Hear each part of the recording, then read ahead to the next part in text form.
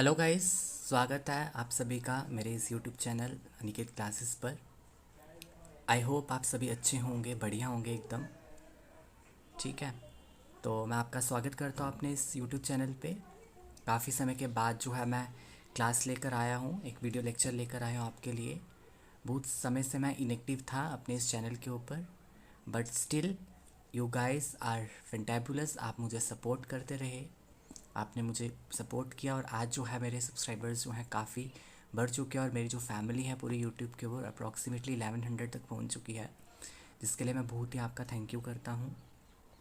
और मैं यही चाहता हूं कि आप आगे भी और जो है मेरे साथ और ये जो फैमिली है ये और बढ़ती ही जाए, राइट। और आपने क्या करना है, आपने इस चैनल की लिंक को अपने फ्रेंड्स के साथ शेयर करनी है, जो भी लाइफ साइंसेस की स्टडीज़ कर रहे हैं, जो भी बीएससी में कॉलेजेस में पढ़ रहे हैं या एमएससी में पढ़ रहे हैं, या इवन जो नेट की तैयारी कर रहे हैं, वो भी मेरे इस चैनल से जुड़ सकते हैं, राइट। तो वंस अगेन स्वागत करता हूँ आपका मेरे इस यूट्यूब चैनल के ऊपर।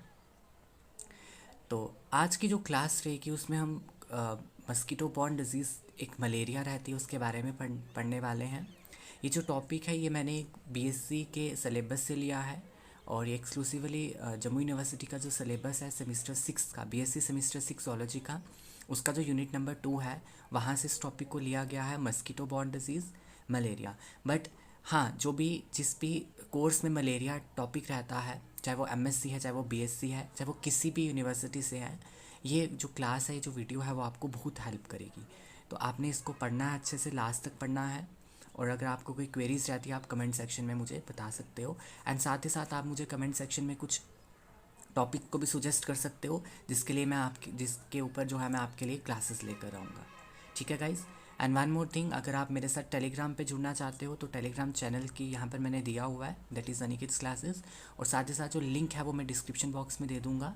आप मुझे वहाँ पे ज्वाइन कर सकते हो, जिसमें मैं आपके साथ जो नोट्स रहेंगे, जो भी नोट्स रहेंगे उसको मैं वहाँ पर शेयर करता हूँ। ऑलरेडी मैंने शेयर किया है, और जो भी मैं क्लासेस लूँगा यहाँ पे, जो भी मेरी वीडियो लेक्चर्स रहेंगे, उसके जो नोट्स रहेंगे वो आपको उस टेलीग्राम चैनल पे मिल जाएंगे। तो जल्दी से टेलीग्राम चैनल पे भी ज्वाइन कर लीजिए मुझे, एंड इस लर्निंग को कंटिन्यू रखते हैं।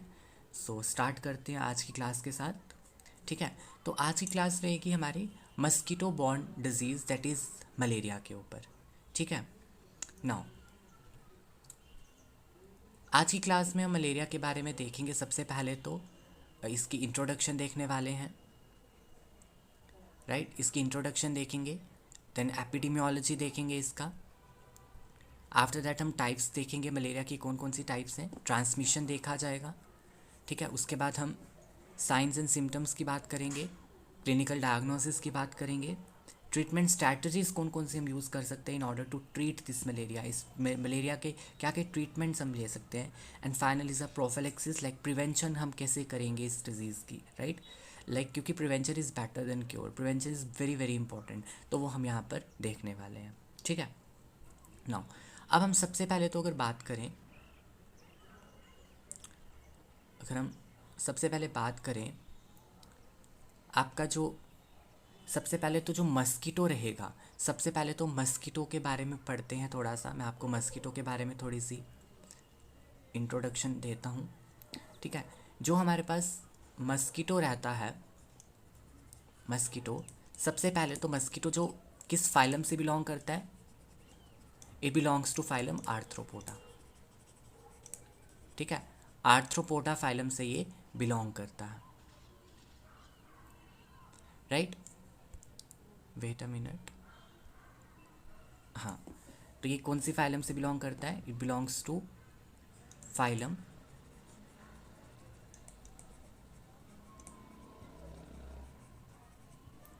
Arthropoda.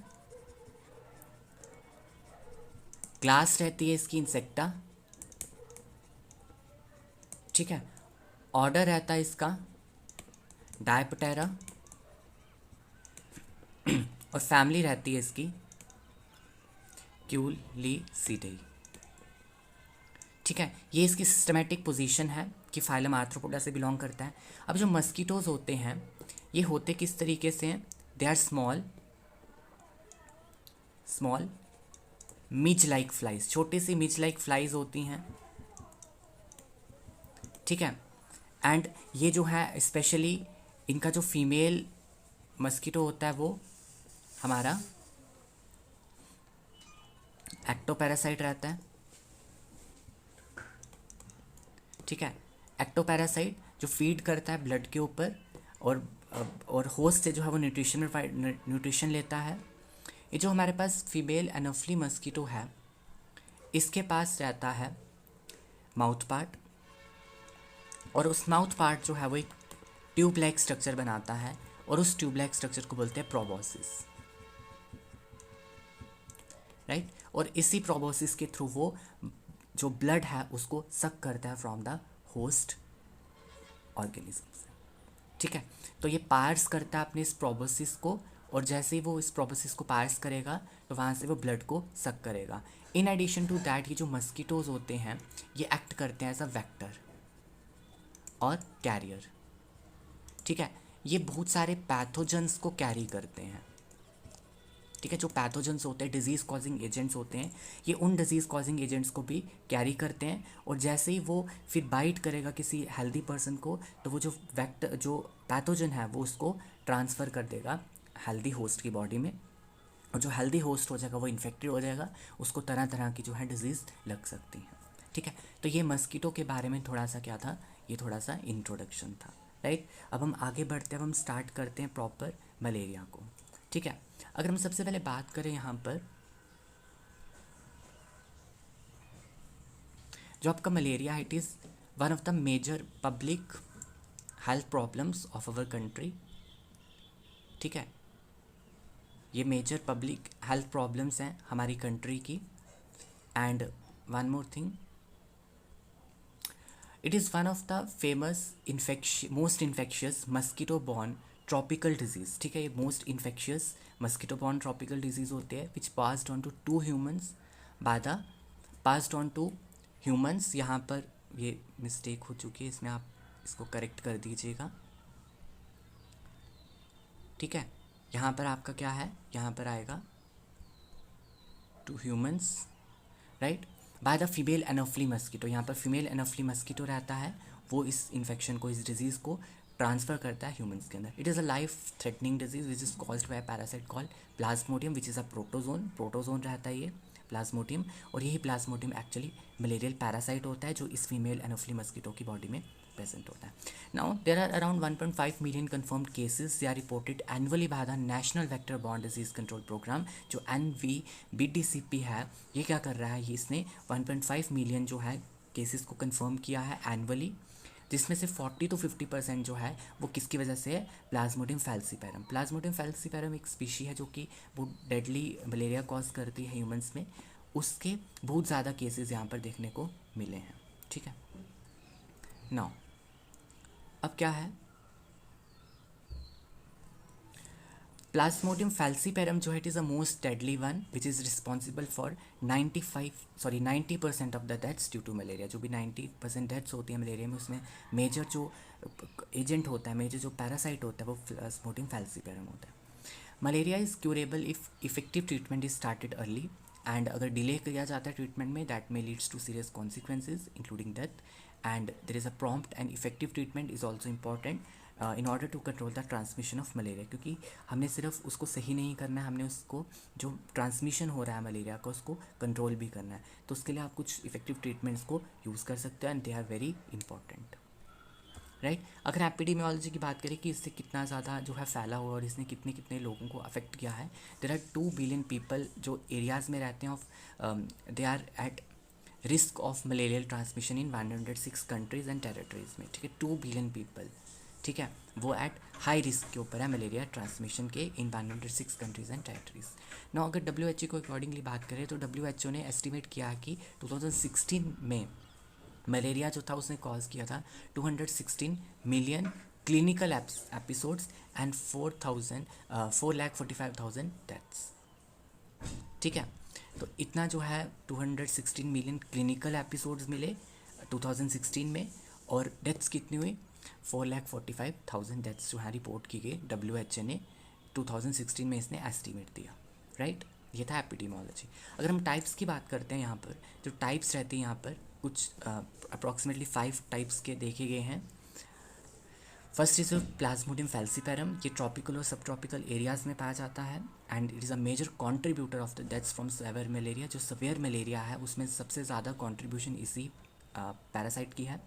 Next is plasmodium vivax which is very common, found in Asia and Latin America, और इसकी डोमेंट स्टेज होती है दैट कॉज रिलैप्सिस कॉज करती है, इसकी डोमेंट स्टेज रहती है एक, ठीक है। रिलैप्सिस एक तरह का फीवर रहता है। प्लाज्मोडियम ओवेल जो है अफ्रीका और पैसिफिक आइलैंड्स में पाई जाती है।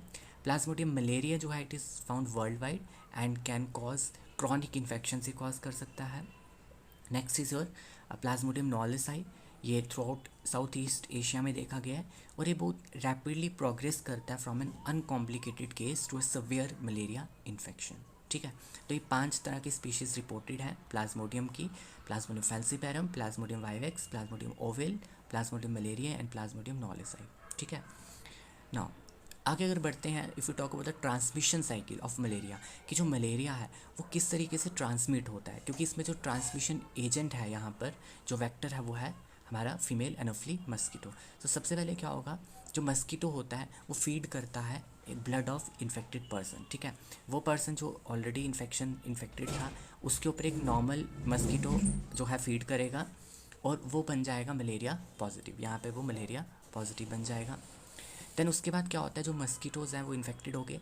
अब इस इन्फेक्टेड मस्कीटो ने बाइट किया इन फ्यूचर, मतलब कि फ्यूचर में उस इन्फेक्टेड मस्कीटो ने, जिस मस्कीटो की बॉडी के अंदर वो मलेरियल पैरासाइट आ चुका है, उसने किसी हेल्दी पर्सन को बाइट किया या फिर बाइट किया हमें।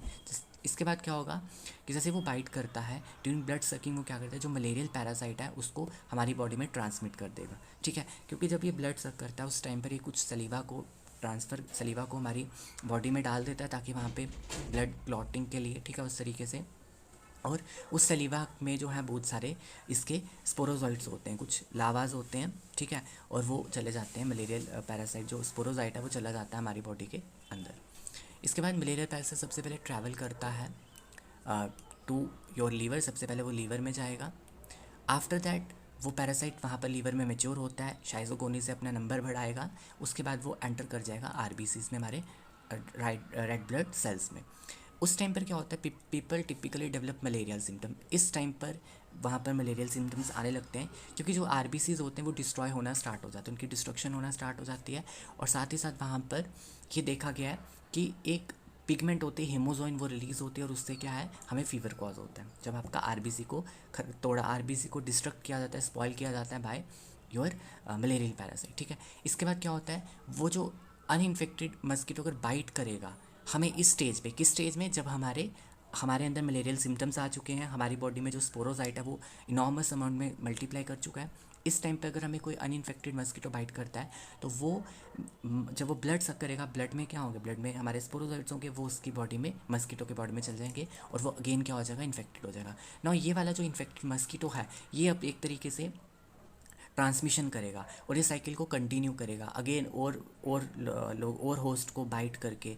तो ये जो है ये कंटिन्यू कर सकता है हमारी ट्रांसमिशन साइकिल को, ठीक है। फिर उसके बाद वो जो इन्फेक्टेड मस्कीटो है वो स्प्रेड कर सकता है उस मलेरिया पैरासाइट को to an number of people, ठीक है। बहुत सारे और लोगों को वो मलेरिया जो है वो ट्रांसमिट कर सकता है। तो इस तरीके से ट्रांसमिशन साइकिल चलता है। If we conclude this transmission cycle, सबसे पहले क्या होगा, अनइन्फेक्टेड मस्कीटो आएगा उसकी बॉडी में, क्योंकि वो अनइन्फेक्टेड है, उसने एक इन्फेक्टेड पर्सन को बाइट किया और इन्फेक्टेड पर्सन से क्या हो गया, वो मलेरियल पैरासाइट उस मस्कीटो के अंदर चला गया, दैट इज़ ट्रांसमिशन हो गया पैरासाइट का। फिर वो किसी हेल्दी पर्सन को बाइट करेगा, हेल्दी पर्सन की बॉडी में उस पैरासाइट को डाल देगा, लीवर में जाएगा पैरासाइट सबसे पहले, उसके बाद ब्लड स्ट्रीम में जाएगा, आरबीसीज को डिस्ट्रॉय करेगा और फिर उसके ब्लड से और दूसरे अनइन्फेक्टेड मस्कीटो में गया और इस तरीके से साइकिल चलता ही जाता है, ठीक है। ये जो ट्रांसमिशन साइकिल है ये कंटिन्यू रहेगा, ठीक है। तो आई होप ये जो ट्रांसमिशन साइकिल है ये आप सभी को क्लियर हुआ हो। अब हम आगे बढ़ते हैं। ये देखिए यहाँ पे आप देख सकते हो, ये आपका कौन है, दिस इज़ योर मस्कीटो।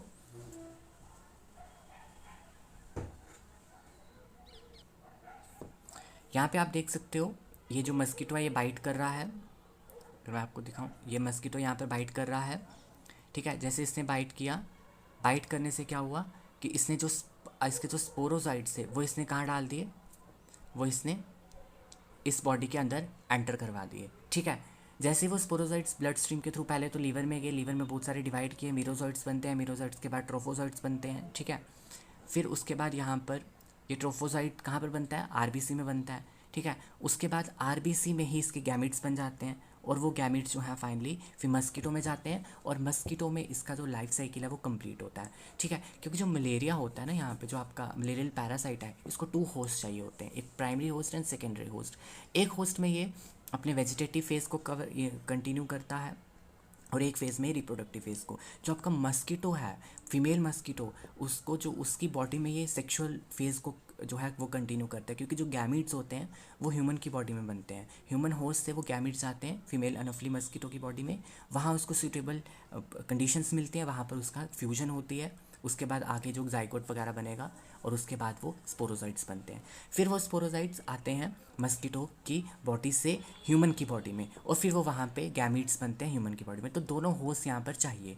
अगर आपको इस प्रोसेस को कंप्लीट पढ़ना है तो आप मेरी एक यूट्यूब पे वीडियो है जिसमें मैंने होस्ट की टाइप्स पढ़ाई हैं और कैसे वो एक्ट करते हैं, आप उन वीडियो को देख सकते हो। वहाँ पर मैंने इसका पूरा साइकिल, पूरा लाइफ साइकिल जो है प्लाज्मोडियम का वो समझाया हुआ है, आप उसे देख सकते हो, ठीक है। लिंक जो है मैं वो डिस्क्रिप्शन बॉक्स में दे दूँ ना।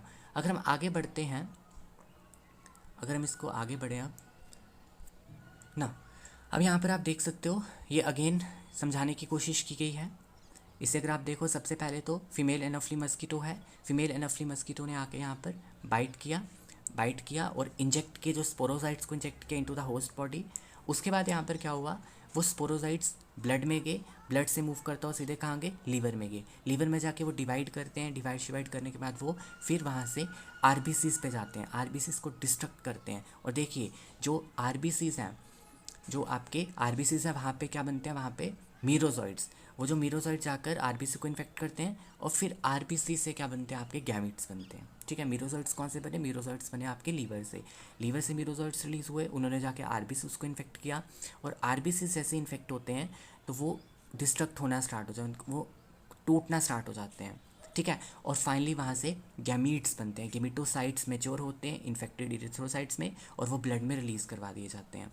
अब क्या होता है, यहाँ पर आप देख सकते हो मस्कीटो उन गैमीट्स को इंजेस्ट करेगा। देखो अगर इस टाइम पर जब उसकी होस्ट की बॉडी में, ह्यूमन होस्ट की बॉडी में गैमिट्स बने, अगर इस टाइम पर कोई मस्कीटो आके बाइट करता है, फीमेल अनोफली मस्कीटो, तो वो गैमिट्स कहाँ चले जाएंगे, फीमेल अनोफली मस्कीटो की बॉडी में चले जाएंगे।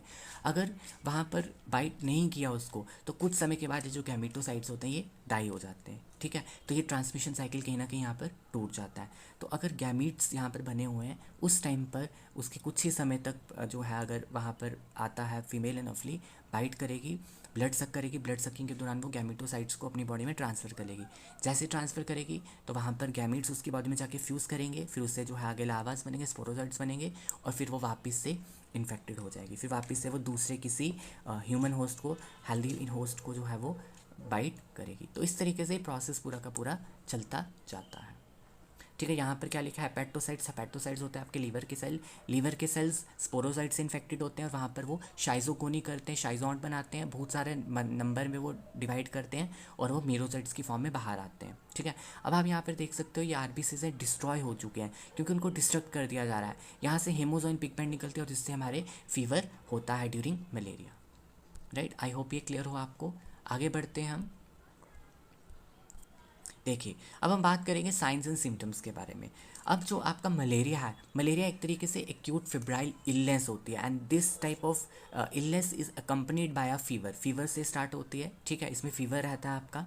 नाउ अगर आपके पास कोई नॉन इम्यून इंडिविजुअल है, अगर आपके पास नॉन इम्यून इंडिविजुअल है तो यहाँ पे जो सिम्टम्स होते हैं वो अपेयर करते हैं with in a period of 8 to 25 days after infection, ठीक है। 8 से 25 दिन लग सकते हैं सिम्टम्स आने में। और इन सिम्टम्स को 2 कैटेगरीज में डिवाइड करते हैं, severe symptoms and early symptoms. आपके अर्ली सिम्टम्स ये हैं और ये आपके सवेयर सिम्टम्स हैं, ठीक है। अब सबसे पहले अगर हम अर्ली सिम्टम्स की बात करें, यहाँ पर क्या होता है, फ्लू लाइक सिम्टम है, हेडेक है, फीवर है, शिवरिंग होती है, वॉमिटिंग होती है, अर्ली सिम्टम्स हैं। लेकिन सवेयर सिम्टम्स यहाँ पे कब आते हैं, जैसे आपका जॉन्डिस हो गया, ठीक है, यहाँ पर जॉन्डिस हो गया, किडनी फेलियर हो सकता है, सर्कुलेटरी कोलैप्स हो सकता है, जो आपका कार्डियोवैस्कुलर सिस्टम है वो कोलैप्स हो सकता है, एबनॉर्मल ब्लीडिंग हो सकती है, और साथ ही साथ यहाँ पर रेस्पिरेटरी डिस्ट्रेस देखने को मिलता है in relation to metabolic acidosis और सेरिब्रल मलेरिया। सेरिब्रल मलेरिया एक तरीके से बोल सकते हैं एक डिसऑर्डर रहता है, यहाँ पे एक सिंड्रोम की तरह होता है, इसमें बहुत सारे चीज़ें अफेक्ट होती हैं, ठीक है। मल्टी ऑर्डर सिंड्रोम होता है सेरिब्रल मलेरिया, ठीक है। आगे बढ़ते हैं। ये जो फीवर होता है यहाँ पर, ये जो फीवर है it is caused by the release of merozoites and toxins from the ruptured erythrocytic schizont. ये याद रखना है आपने, जो रप्चर्ड इरिथ्रोसिटिक जो आपका आरबीसी है वो रप्चर कर जाता है, उससे कुछ टॉक्सिन्स निकलते हैं, और वो कहीं ना कहीं टॉक्सिन जाकर साइटोकाइनिन्स को रिलीज़ करवाते हैं हमारी बॉडी में, और हमारी बॉडी में जब इम्यून रिस्पॉन्स होगा, साइटोकाइन्स रिलीज होंगे, हमें फीवर आएगा, ठीक है। अब जो फीवर होता है इसका एक स्पेशल फीचर होता है मलेरिया में। इसकी 3 स्टेजेस होते हैं। सबसे पहले आते हैं आपके पास कोल्ड स्टेज, कोल्ड स्टेज के बाद आपकी आती है hot stage, and hot stage के बाद आती है आपकी पर्सपायरेशन स्टेज। कोल्ड स्टेज में आपको बहुत ज़्यादा जो है वो ठंड लगती है, टेम्परेचर लो हो जाता है, आप शिवरिंग होती है आपको। हॉट स्टेज में क्या होता है, टेम्परेचर हाई कर जाता है, ठीक है, आपको वॉमिटिंग होती है, डायरिया होता है, आपको बहुत ज़्यादा गर्मी लगती है, ठीक है। लास्ट इज योर पर्सपेशन स्टेज, दोबारा से आपका बॉडी टेम्परेचर फॉल होने लगता है। तो यहाँ पर कुछ इस तरीके से इस तरीके का पैटर्न देखने को मिलता है फीवर का in case of malaria, right. If you talk about the severe and complicated falciparum malaria, मैंने आपको बोला था सबसे ज़्यादा जो कॉम्प्लिकेटेड स्पीशी है प्लाज्मोडियम की वो है प्लाज्मोडियम फेल्सीपेरम, और इससे जो मलेरिया होता है उसको बोलते हैं फेल्सीपेरम मलेरिया। अब यहाँ पर क्या देखने को मिला है, यहाँ पर होता है हाइपर पैरास्टीमिया। हाइपर पैरास्टीमिया कंडीशन क्या होती है, जहाँ पे आपकी बॉडी में बहुत ज़्यादा पैरासाइट्स हो जाते हैं, उनका नंबर बहुत ज़्यादा बढ़ जाता है। हाइपर पैरेक्शिया में आपका बॉडी टेम्परेचर बढ़ जाएगा, आपको फीवर बहुत ज़्यादा हो जाएगा। फ्लूइड और इलेक्ट्रोलाइट इम्बैलेंस हो जाएंगे, आपकी बॉडी से फ्लूइड लॉस रहेगा, इलेक्ट्रोलाइट इम्बैलेंस हो जाएंगे, डिहाइड्रेशन हो जाएगी। हाइपोग्लाइसीमिया, हाइपोग्लाइसीमिया में यहाँ पर क्या होता है, low blood sugar, blood sugar जो है वो कम हो जाएगा। सीवी कोलैप्स, कार्डियोवैस्कुलर आपका जो सिस्टम है वो कोलैप्स कर सकता है, जॉन्डिस हो सकता है, अनीमिया सवियर हो सकता है क्योंकि आरबीसीज डिस्ट्रॉय होते जा रहे हैं।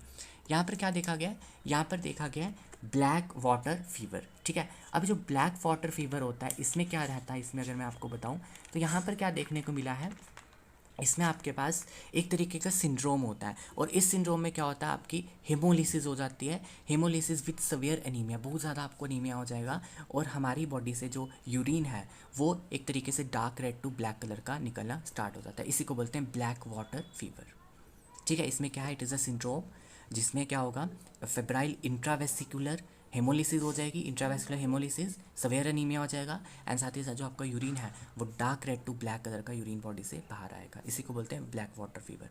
इसके बाद है सेरिब्रल मलेरिया। सेरिब्रल मलेरिया में मैंने आपको बताया कि एक तरीके से मल्टी ऑर्गन डिसऑर्डर है, यहाँ पर आपको हेडेक रहेगी, यहाँ पर आपको फीवर रहेगा, यहाँ पर आपको बॉडी एक रहेगी, आपको यहाँ पर आपको कोमा में भी जा सकते हो आप, ठीक है। एक मल्टी ऑर्डर जो है वो सिंड्रोम है। रीनल फेलियर, किडनी फेलियर हो सकता है, और स्पॉन्टेनियस ब्लीडिंग भी यहाँ पर देखने को मिलती है, बट ये कंडीशंस बहुत सवियर है, बहुत कॉम्प्लिकेटेड है, ठीक है। बहुत रेयर केसेस में ऐसी चीज़ें देखने को मिलेंगी, राइट।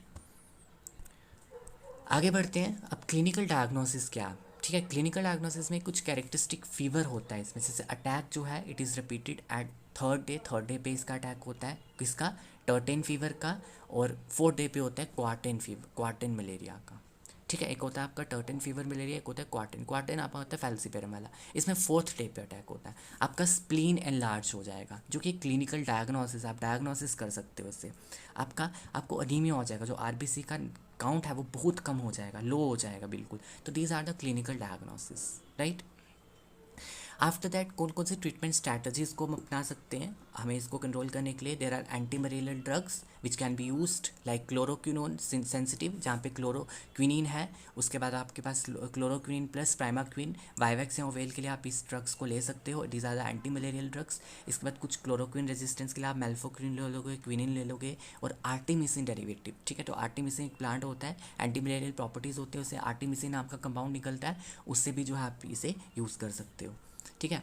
अब सवेयर मलेरिया में क्या होगा, आप इन्फ्यूजन्स लेते हो क्यूनिन की और क्विनिडीन की, ठीक है, या फिर आप आर्टिमिसिन डेरिवेटिव्स की भी इन्फ्यूजन्स ले सकते हो इंजेक्शन की फॉर्म में, ठीक है। मोस्ट कॉमनली यूज़ यहाँ पे ड्रग्स कौन कौन सी है, chloroquine, doxycycline, quinine, mefloquine, primaquine and atovaquone, ठीक है। ये आप कुछ याद कर सकते हो इन ड्रग्स के नाम, क्योंकि देखो जब आप एग्जाम में इस क्वेश्चन को लिखोगे, अगर आप इन सभी डिटेल्स को थोड़ा थोड़ा थोड़ा ऐड करोगे, आपको कितने अच्छे मार्क्स मिलेंगे। 15 मार्क्स क्वेश्चन आता है आपको लॉन्ग आंसर में, तो आप अगर हर एक चीज़ को वहाँ पर मेंशन करते हो इसी तरीके से, क्योंकि जब मैंने पढ़ा था मैंने भी इसी तरीके से इसको लिखा था, and I got 79 marks out of 80, ठीक है। तो मैंने इसी तरीके से इसको लिखा था क्वेश्चन को, जोलॉजी में मेरे 79 मार्क्स आए थे आउट ऑफ 80। तो आपने भी इसी तरीके से इसको करना है। जो भी मैं आपको डिजीज़ पढ़ाऊँगा, इसको मैं आपको डेंगू पढ़ाऊँगा, वायरल एंसेफेलाइटिस पढ़ाऊँगा, आपको मैं लिश्मानियासिस पढ़ाऊँगा, ठीक है। और भी मैंने मायासिस ऑलरेडी पढ़ाया है, शाइगेला के बारे में ऑलरेडी पढ़ाया हुआ है, ठीक है। उसके बाद मैंने आपको शायद से ट्रिपैनोसोमा चगास डिजीज़ भी पढ़ाई हुई है, ठीक है। तो मैं लिंक जो है डिस्क्रिप्शन बॉक्स में दे दूंगा। बट आपने जब भी इस क्वेश्चन को अटैम्प्ट करना है, आपने इसी तरीके से करना है, ताकि जो एग्जामिनर होगा वो चेक करेगा कि आपको काफ़ी नॉलेज है इसके बारे में। ऐसा नहीं है कि मलेरिया कैसे हो रहा है, ऐसे आ रहा है, ऐसे आ रहा है, बट आपको उसकी स्ट्रैटेजीज भी देनी है कि आप इसे कैसे ट्रीटमेंट करते हो। तो जो एग्जामिनर होगा वो चेक करेगा कि आपको काफ़ी नॉलेज है इसके बारे में, चाहे आप थोड़ा थोड़ा ही लिखो। सभी मेडिसिन के नाम याद नहीं होते हैं, 3-4 के कर लो क्योंकि ईजी है। तो आप इससे जब आप क्वेश्चन अटैम्प्ट करोगे एग्ज़ाम में तो आपको बहुत अच्छे मार्क्स मिलेंगे, ठीक है। और मैं चाहता हूँ कि आपको अच्छे स्कोर मिले, ठीक है।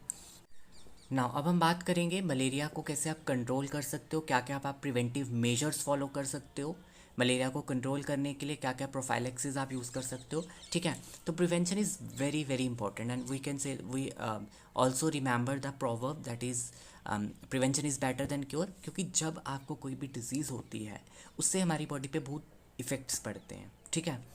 तो अगर वो डिज़ीज़ हो ही नहीं तो एक तो आपको इफ़ेक्ट्स नहीं पड़ेंगे, है ना। तो आपको क्या करना है, प्रिवेंशन करना है। क्योर जब होगा उसमें आपको बहुत सारी चीज़ों से गुजरना पड़ेगा, आपकी ऑलरेडी बॉडी में कुछ लॉसेस होंगे जिसको आपको रीगेन करने में काफ़ी समय लगेगा। तो इसलिए यहाँ पर प्रिवेंशन बहुत इंपॉर्टेंट होती है, ठीक है। ना सबसे पहले आपने क्या करना है, ह्यूमन मस्कीटो का जो कॉन्टैक्ट है इसको रिड्यूस करना है, ठीक है। जो भी कॉन्टैक्ट होता है मस्कीटो और ह्यूमन का, इसको रिड्यूस करने की कोशिश करनी है, ठीक है। और जब आप इसको रिड्यूस करोगे, कैसे रिड्यूस करोगे, सबसे पहले तो आप मस्कीटो रिपेलेंट्स यूज़ करोगे, जो भी मस्कीटो रिपेलेंट्स वहाँ पर आते हैं रेगुलरली यूज़ करोगे। मस्कीटो नेट्स, बेड नेट्स जो है होते हैं उनको यूज़ करोगे। आप लॉन्ग स्लीव शर्ट्स डालोगे, पैंट सॉक्स डालोगे, जिससे आपका मस्कीटो और आपका जो कांटेक्ट है वो ना हो पाए। इसके बाद आप जो शूज़ डालते हो वो कवर्ड शूज़ डालने हैं जिससे कहीं भी कांटेक्ट ना हो। साथ ही साथ आपने एक्सरसाइज को अवॉइड करना है, ड्यूरिंग आउटसाइड आपने अवॉइड करना है, क्योंकि ड्यूरिंग एक्सरसाइजिंग जो आपका स्वेट निकलता है उस स्वेट के प्रति जो आपका मस्कीटो है वो अट्रैक्ट होता है, ठीक है। तो वो उसको आपने अवॉइड करना है बाहर, ठीक है, जिससे आपको मस्कीटो का कॉन्टैक्ट जो है आपके साथ नहीं होगा। Second thing, we can reduce vector, जो वेक्टर है, क्योंकि वेक्टर यहाँ पर कौन है, मस्कीटो। अगर आप मस्कीटो को ही यहाँ पर हटा दो तो वो प्लाज्मोडियम पैरासाइट जो आपकी बॉडी तक नहीं आ पाएगा, ठीक है ना। तो यहाँ पर हम क्या कर सकते हैं, we can do some environmental modifications. उन इन्वायरमेंटल मॉडिफिकेशन से क्या होगा, आपके वेक्टर जो है वो कम हो जाएंगे। जैसे आपने आपने आपने जो इतने भी वेसल्स हैं आपके आसपास उनको क्लीन करना है प्रॉपर, जिनमें भी पानी इकट्ठा होता है उसको पानी इकट्ठा नहीं होने देना है, ठीक है।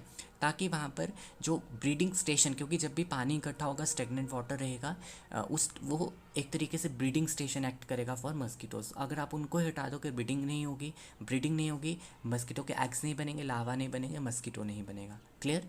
Second thing, we can also go for some biological control. We can use some larvicidal fishes जो उन लावास को खाती है, जैसे गैम्ब्यूजा मिनोज हैं, कुछ ट्राउट्स हैं, कुछ स्टिगल बैग्स हैं, दीज आर द फिशेज़ जो उनके लावास को खा देगी, ठीक है। आप इनको इंट्रोड्यूस करवा सकते हो। नेक्स्ट थिंग, आप कुछ बर्ड्स का यूज़ करते हो, लाइक डक्स, वो भी क्या करते हैं इसके लावास पे फीड कर लेते हैं, उनके जो एग्स होते हैं उनको खा लेते हैं। We can also use some plants, आर्टिकुलेरा डायो का एक प्लांट होता है, आप इसको यूज़ कर सकते हो, ठीक है, आर्टिकुलेरिया। नाउ इसके बाद क्या है, use of insecticides. You can use some insecticide like DDT, BHC, but ये अभी जो है वो बैन है, DDT तो बैन है, इसको आप यूज़ नहीं कर सकते ज़्यादा, ठीक है। नेक्स्ट है रिड्यूस पैरासाइट रेजरवायर्स। अब कुछ पैरासाइट रेजरवायर्स होते हैं, आप उनको भी कम करोगे, लाइक जो पैरासाइट है वो कुछ ऑर्गेनिजम्स में वो एक तरीके से रेजरवायर की तरह रहता है, ठीक है। वहाँ पर वो कुछ नहीं करेगा, वहाँ पर वो ना ही वो सेक्सुअल रिप्रोडक्शन करेगा, ना ही वो वेजिटेटिव उसका फेज जाएगा उस, ठीक है। लेकिन एसेक्सुअल फेज भी नहीं होगा, लेकिन वो एक तरीके से रेजरवायर एक्ट करते हैं। और जैसे आपके पास डॉग है फॉर एग्जांपल, डॉग को किसी मस्किटो ने काटा, उस मलेरियल पैरासाइट को डॉग में डाल दिया। अब डॉग में तो वो कुछ नहीं कर पाएगा, लेकिन कहीं ना कहीं वो जो डॉग है वो एक्ट करेगा एज अ रेजरवायर। अगर उसको इन फ्यूचर कोई हेल्दी मस्किटो आके बाइट करता है तो वो पैरासाइट मस्किटो में चल जाएगा और मस्किटो फिर आगे हम लोगों में फैला देगा। तो यहाँ पर हमने पैरासाइट रेजरवायर्स को भी रिड्यूस करना है, ठीक है। तो in this way we can prevent the malaria, ठीक है। आप यहाँ पर मलेरिया को कंट्रोल कर सकते हो, प्रिवेंट कर सकते हो, ठीक है। सो आई होप जितनी भी आज मैंने आपको इन्फॉर्मेशन देने की कोशिश की है आपको समझ आई होगी। अगर आपको कोई भी डाउट पड़ते हैं आप मुझे कमेंट सेक्शन में पूछ सकते हो। एंड साथ ही साथ आप मुझे, अगर आप नए हैं इस यूट्यूब चैनल पे, आप इसे सब्सक्राइब कीजिए, अपने फ्रेंड्स के साथ शेयर कीजिए, टेलीग्राम पे ज्वाइन कीजिए, लिंक डिस्क्रिप्शन बॉक्स में दे दूँगा। And thank you guys, thank you so much, take care, bye bye.